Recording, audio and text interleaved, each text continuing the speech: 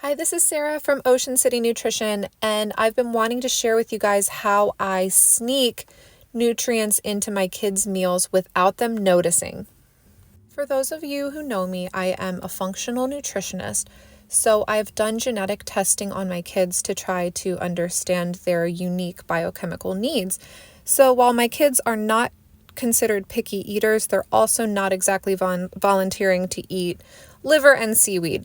So about once a week, I try to make a nutrient infusion, whether it be in a pasta sauce or a soup or whatever it is, to try to fill in the nutritional gaps to address their unique biochemistry.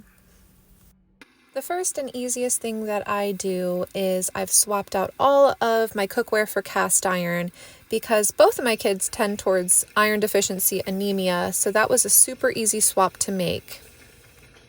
Since this week I'm hacking my pasta sauce, I'm going to puree up some carrots because I feel like the color just blends in so seamlessly. So I take organic carrots and I puree them in my Vitamix so it has a nice baby food consistency. I add them to my pasta sauce and I promise the color blends right in. They will never know.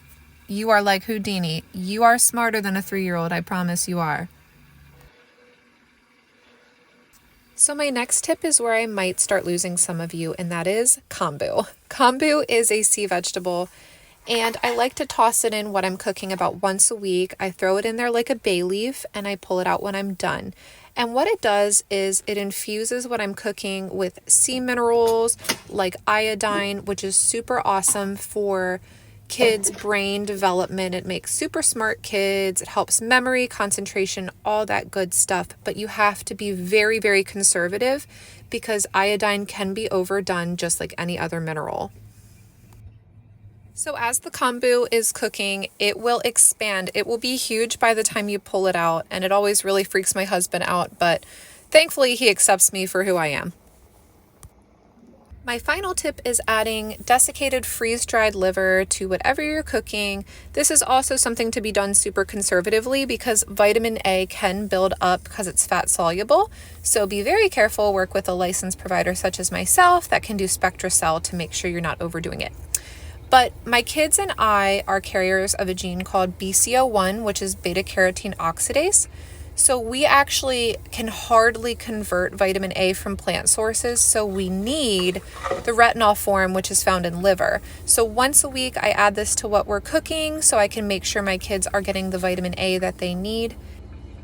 So that's it. Those are my 4 tips on how I hack my kids' food.